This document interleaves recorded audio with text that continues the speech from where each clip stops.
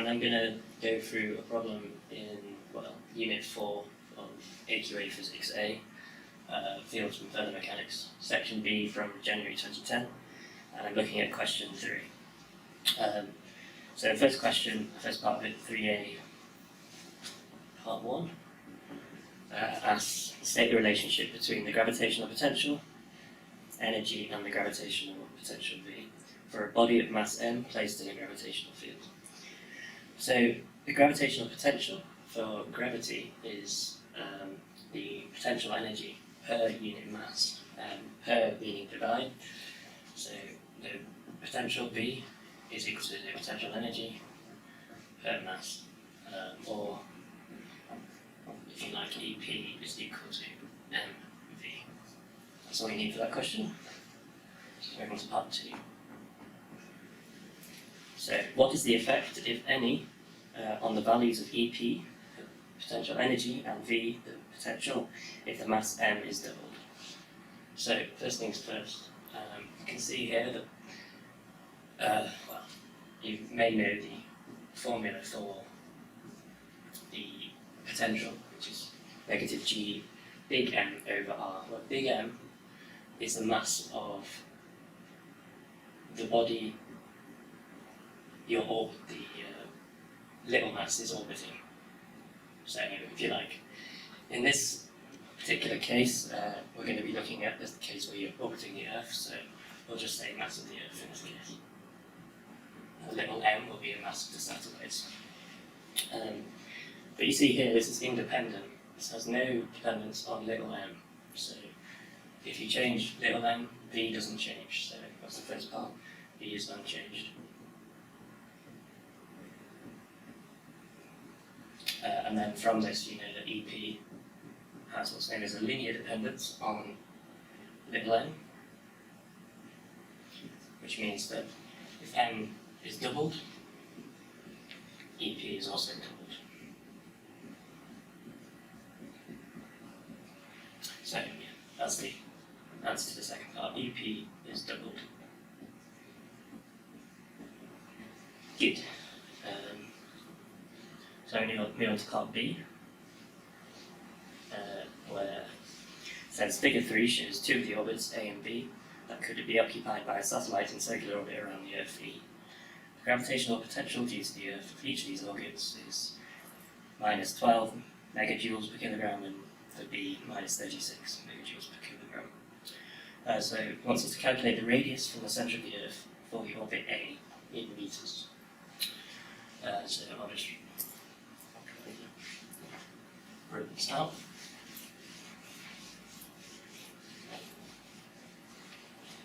So B part I. So we know that we've been given the potential, and this is the formula for potential in terms of the mass of the Earth in this case and the radius of orbit. And we're trying to work out the radius of the orbit. So we can rearrange this equation to find that what our radius is in terms of potential. Now, first things, since we want to work out equations in SI units, we've been given V in terms of megajoules per kilogram. Mega being a million, 10 to the 6. We want to write this in SI units, so it's 12 times 10 to the 6 joules per kilogram. And then we can just plug this in. You're given G and the mass of the Earth in your formula book. So I think it's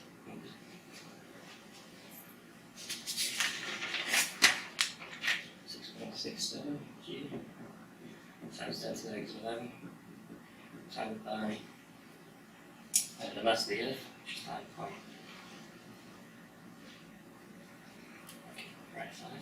5.98 times 10 to the 24,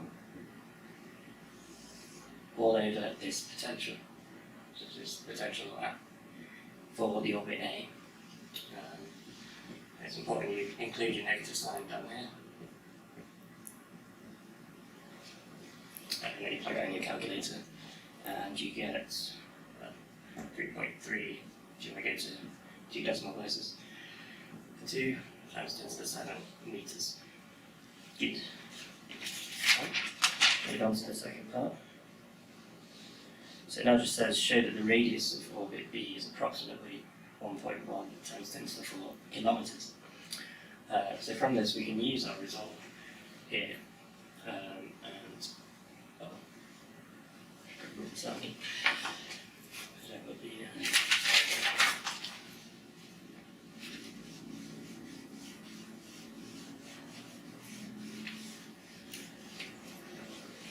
so from up to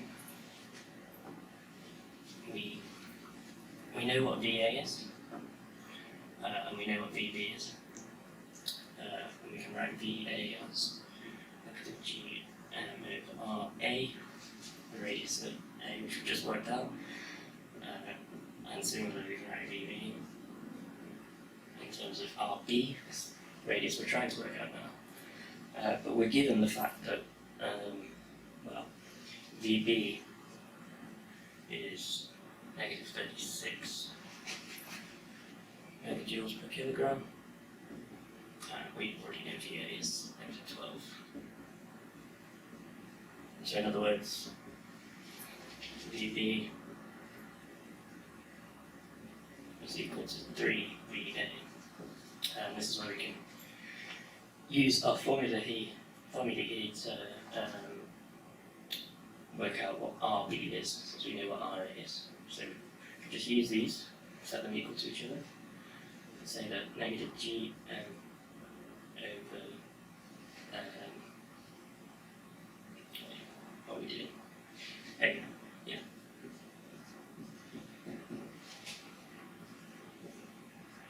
It's equal to 3 GM over RB, since it's 3 times, GM over RB, this VB is equal to negative 3 times GM over RA. And then we can rearrange that to get, if we cancel these things out, so they're on both sides, bring over RA. We can also cancel out the minus signs. We get RA over RB is equal to 3, so RB is just equal to a third RA. And since we worked out RA was equal to, I worked it out, but RA was equal to 3.32 times 10 to the 7 meters. The answer here is asking for a result in kilometers. Kilo is 1,000, which is 10 to the 3, so we want to write this in terms of kilometers. It's 3.32 times 10 to the 4 kilometers. And then, since RB is just a third RA, find that the answer they're looking for is 1.1 times 10 to the 4 kilometers. So good. Alright. Now, question part 3 of this, it says calculate the centripetal acceleration of a satellite in orbit E. Alright, so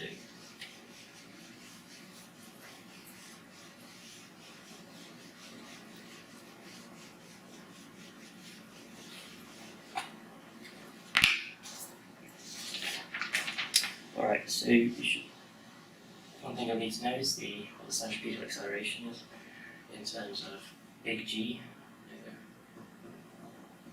gravitational constant, m, which is the mass of the Earth, and r, which is the orbit of your body. G, we're using G here to represent the centripetal acceleration. So if we want to work out the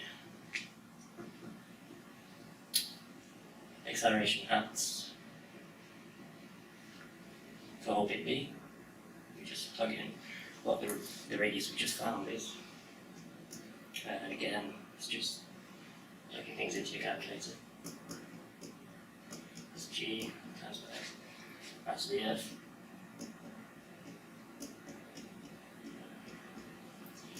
All over this new, the radius you just found, which you need to write in meters. So we found the answer in kilometers, which was times 10 to the 4. But we always want to work in SI units when we're actually calculating things. So it's 10 to the 7 meters. And it's squared. And when you calculate that, you'll get the answer they're looking for, which is 3.2 meters per second squared, which is the SI unit for acceleration. Alright, we're almost there. So it's part 3. Now on part 4.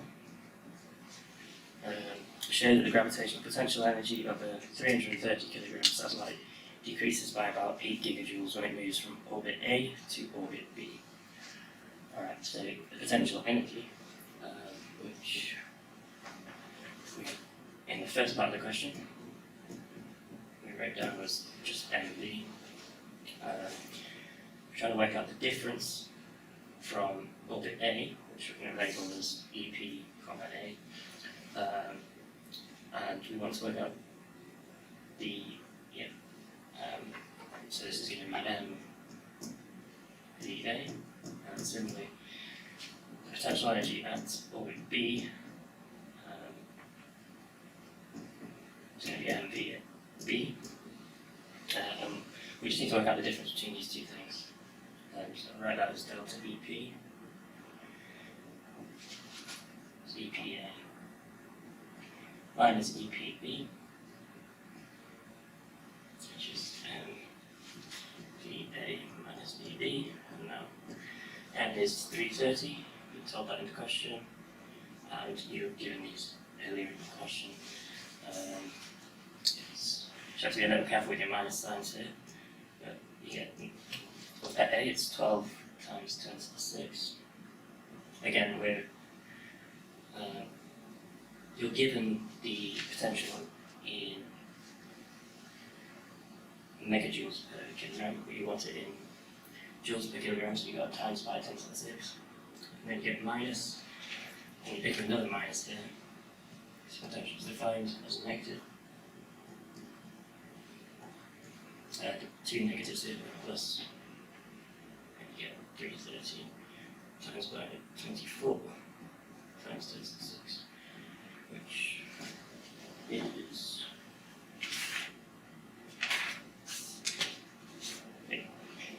comes out as about 7.9 times 10 to 9 joules, which is the SI unit for energy. And they're asking for you to write in terms of gigajoules.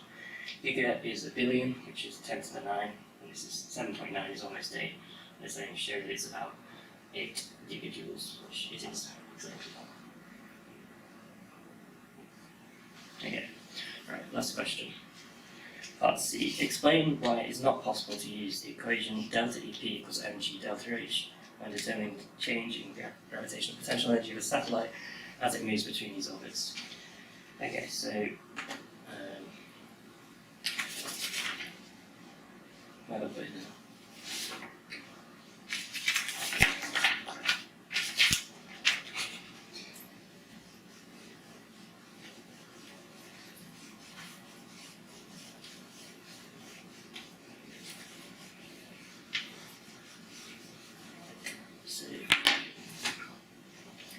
C. Well, it's asking why you can't use this formula, delta EP equals mg delta h. It's simply because over the distances you're considering, which are orbital distances of satellites, g, which you know is big G m over r squared, is not constant.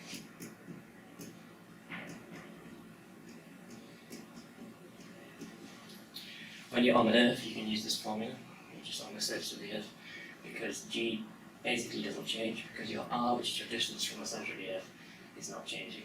Whereas for satellite distances, it's changing quite a lot, because G is changing, which means this formula is no longer valid. Alright, thanks very much.